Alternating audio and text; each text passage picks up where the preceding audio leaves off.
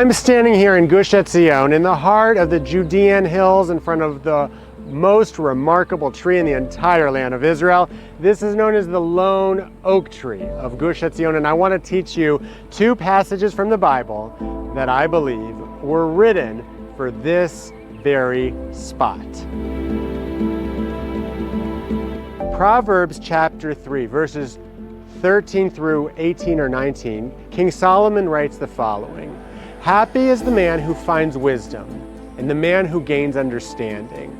For her gain is better than the gain of silver, and her profit better than fine gold. She is more precious than rubies, and nothing you desire can compare with her. Length of days is in her right hand, and her left hand are riches and honor.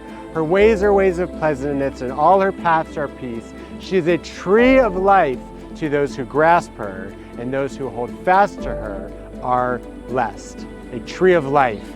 That is the image King Solomon chooses. Not a fortress, not a sword, a tree of life, a tree that endures, one that cannot be destroyed. Now let me tell you about this lone oak tree behind me.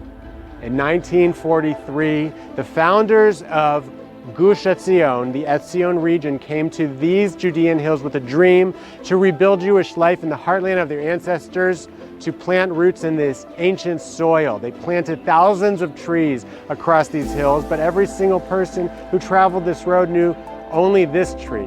This was the landmark. This tree was home. Then came 1948, war. The Arab Legion attacked, and 80 defenders here surrendered and were massacred.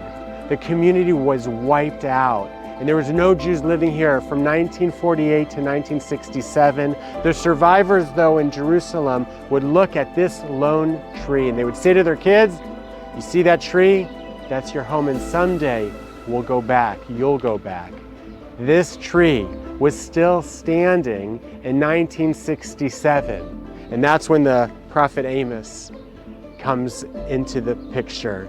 The very last verse of his entire book says, "I will plant them upon their land, and they shall never again be uprooted from the land that I have given them, says the Lord your God." That's Amos chapter 9, verse 15.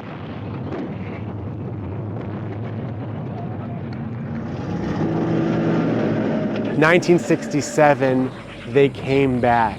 Israel miraculously returned to Gush Etzion after the Six-Day War, and those very children who were expelled in 1948 came back home to this land, what Amos prophesied thousands of years ago. She is a tree of life to those who grasp her, and those who hold fast to her are praiseworthy. Hold fast, don't let go.